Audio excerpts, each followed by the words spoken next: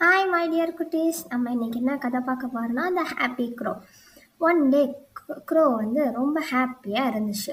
அது என்ன பண்ணுச்சு, சடனாக ஸ்வானை பார்க்குது. ஸ்வான் என்னடா நம்மளை விட இவ்வளோ ஒயிட்டாக இருக்குது, நம்ம பிளாக்காக இருக்குமேட்டு அதுக்கு ஒரே ஆச்சரியம்.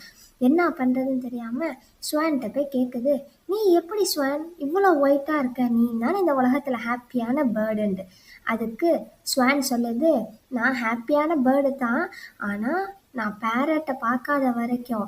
ஆனால் பேரட்க்கு வந்து 2 கலர்ஸ் இருக்கணும்னா உடனே க்ரோ பேரட்டை போய் கேட்குது, நீ தானே உலகத்திலே ஹாப்பியான பேர்ட். அந்த பேரட் சொல்லுது, நான் ஹாப்பியான பேர்டாக தான் இருந்தேன், ஆனால் நான் பிஜியான் மயில் பார்க்காத வரைக்கும்.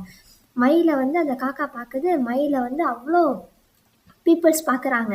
அதுக்கு உடனே ஆச்சரியமாக போச்சு. உடனே காக்கா போய் மயில்கிட்ட கேட்குது, நீ தானே அந்த உலகத்திலேயே ஹாப்பியான பேர்ட். அதுக்கு மயில் சொல்லுது, என்கிட்ட நிறையா கலர்ஸ் இருக்குது, அதனால தான் நான் இந்த கேஜ் உள்ள இருக்கேன், ஆனால் எனக்கு ஒன்றை மாதிரி ஹாப்பியாக இருக்க தான் பிடிக்கும் அப்படின்னு மயில் சொன்னோன்னே அந்த காக்கா ரொம்ப ஹாப்பியாகிடுச்சு.